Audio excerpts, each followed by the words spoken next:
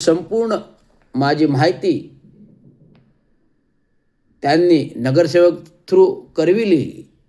राजन विचारांनी माहिती पोचविली, मनोहर गाडवेंनी माहिती पोचवली, रवी फाटकांनी माहिती पोचवली की रवींद्र चांगो शिंदे हे आपले कामगार नेते, युनियन लीडर चांगो शिंदे यांचे चिरंजीव आहेत.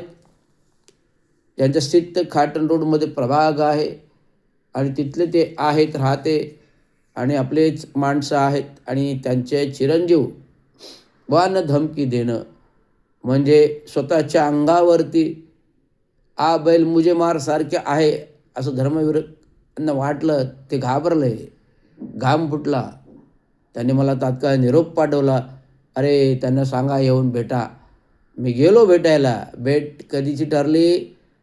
12 वाजता रात्री गेलो. 3:30 वाजता धर्मवीर साहेब आनंद आश्रम मोठामध्ये आले. आतल्या रूममध्ये थेट धर्मवीर आनंद दिघे साहेब आणि रवींद्र शिंदे हे दोनच माणसे आतल्या रूममध्ये होती. जी चर्चा विलाप झाला त्याच्यामध्ये त्यांनी आतमध्ये धर्मवीर साहेबांनी माझी माफी मागितली. शिंदे साहेब मला माफ करा, या लोकांच्या नजरचुकीने मला यावं लागले जागेवर. त्याने आपल्यासारख्या प्रामाणिक माणसाला मला दम द्यावा लागला आणि तुम्ही पण काही कमीने मला दम दिलात. तुम्ही मला घाबरले नाहीत. मला न घाबरता तुम्ही अतिक्रमणाने बांधकाम तोडली.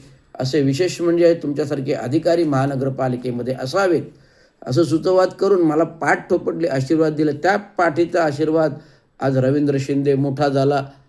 तर रवींद्र शिंदे धर्मवीर आनंद दिघे साहेबांनी थोपटली पाठ म्हणून आज मोठा झाला. कोणाला घाबरत नाही. या सेवेमध्ये काम करताना कोणालाही घाबरलं नाही. म्हणून आज ज्याचे धर्मवीरांचे हात पाठीशी लागले ते मोठे झाले. उदाहरणार्थ एकनाथरावजी शिंदे मोठे झाले. एकनाथरावजी शिंदे आणि माझी चांगली मैत्री होती. नगरसेवक ते गटनेता कार्यकालामध्ये मला स्वतःला हाताला धरून बोलून घ्यायचे. एकच माणूस डेअरिंगबाज आहे जो ही गोष्ट करू शकतो, तो म्हणजे रवींद्र शिंदे. त्या काही गटनेते असताना एकनाथराव शिंदे म्हणाले होते आणि ते शब्द मी खरे केले. त्यांचे जे जे काही कामं होती ते करून दिले. त्यामुळे मला ते चांगल्या प्रकारची मैत्री झाली, ओळख झाली. परंतु ज्यावेळेस ते आमदार मंत्री झाले आले आणि त्यांचे आजूबाजूचे जे काही टक्केवारी खोकेदारी घेणारे लोक होती, पर्सेंटेज घेणारे टेंडर सेटर होते, या लोकांनी 10 वर्ष 2010 नंतर ते आले, महापौर झाले आणि महापौर झाल्यानंतर अनेक घाणेरडं राजकारण महानगरपालिकेत चालू झालं. त्यांनी एकनाथराव शिंदेचे कान भरवले. अरे रवींद्र शिंदेने साहेब तुम्हाला बऱ्या शिव्या दिल्या. काही न बघता साहेबांनी डायरेक्ट मला थेट सस्पेन्शनची नोटीस काढावी लागली. त्याच दिवशी अविनाश जाधवला अटक झाली जेलमध्ये न्यायालयीन कोर्टातून. तीच घटना, तोच दिवस रवींद्र शिंदेसाठी मारक आणि पारक नोटीस देण्यामध्ये होता. परंतु रवींद्र शिंदे कशाला घाबरतो? ज्याने काही केलंच नाही तो घाबरू कशाला? मी तात्काळ नोटीसला उत्तर दिलं. पण 45 दिवसासाठी मला निलंबन करण्यापूर्वी ज्या दिवशी नोटीस आली निलंबनाची, त्या दिवशी एकनाथराव शिंदेच्या घराला मी घराडा घातला. माझे संपूर्ण युनियन कार्यकर्ते, भास्कर वाघमारे असतील, प्रमोद हिंगे असतील, चंद्रभान आझाद असतील, पाटील खेडे असतील, जे कोणी कोणाच्या दरवाजावर गेले नाहीत, आम्ही सगळेजण त्या दरवाजावर गेलो. एकनाथराव शिंदे घरीच होते. आम्हाला पाहून पाऊस धो धो पडत होता. पाऊस धो पडत होता. माझ्या दोन्ही गाड्या घेऊन गेलो. पण एकनाथराव शिंदे घाबरून काही खाली यायला तयार नाही आहेत. कारण त्यांना माहिती आहे खाली रवींद्र शिंदेचं संपूर्ण कार्यकारी मंडळ युनियनचं उभं आहे. एकनाथराव शिंदे काही घाबरून खाली आले नाहीत. शेवटी मला विधानसभेच्या पायरीवरती त्याच हिवाळी अधिवेशनाच्या दिवशी गाठावं लागलं. मी सरळ प्रश्न केला, साहेब मी तुमचं काय वाकडं केलं? नाही, मी काही नाही केलं असे विनवणी करू लागले एकनाथराव शिंदे माझ्याकडे.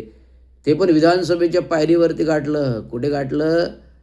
मुंबईतील विधानसभेच्या पायरीवर एकनाथराव शिंदेंना गाठलं.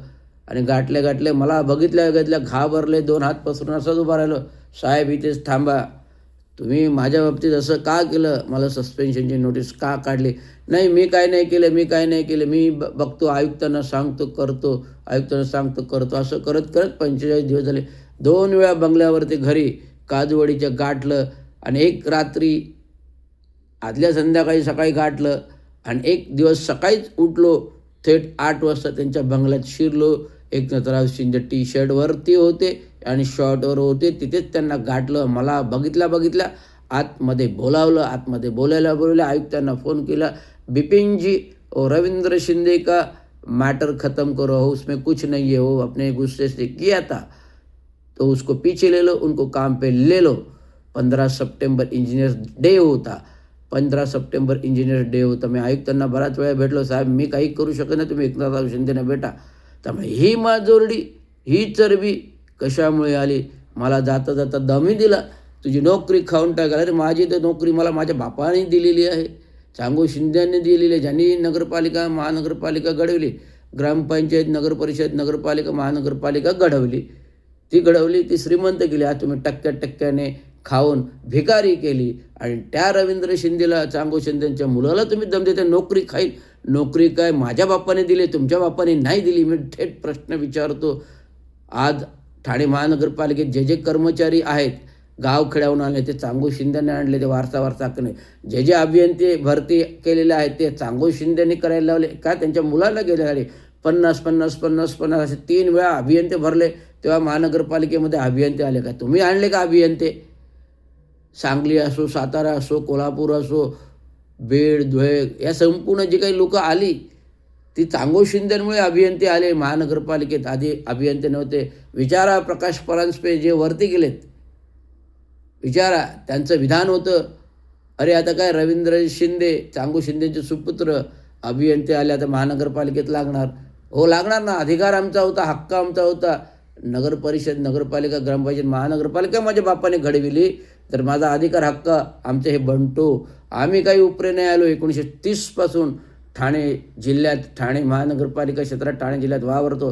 दादोजी कोंडदेव स्टेडियमची जागा आमची आहे, मालकी हक्काची, जी आमच्या सफाई कामगारांची आहे, जी आम्ही स्टेडियमसाठी दिली, तीच जागा आता ICICI क्रिकेट बोर्डला भाड्याने दिले का आणि कशासाठी? आमची घरं होत नाही सफाई कामगार. हे मुद्दे घेऊन आलो आहेत आज अधिवेशनामध्ये.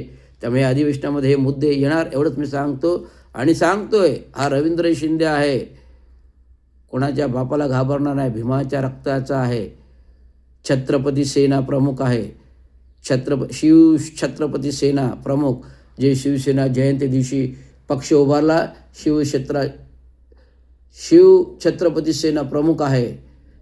छत्रपती सेना प्रमुख ही संघटना आहे, जी संघटना मराठी माणसाच्या हक्कासाठी आहे, मराठी मायभूमीच्या मातीसाठी आहे. आणि परप्रांतीयांना महाराष्ट्रातून पुरतं घालून लावणार, तेव्हाच रवींद्र शिंदे गप्प बसणार. तुम्हाला सांगतो, एवढं सांगतो. धन्यवाद. जय हिंद, जय महाराष्ट्र, जय हिंद, भारत.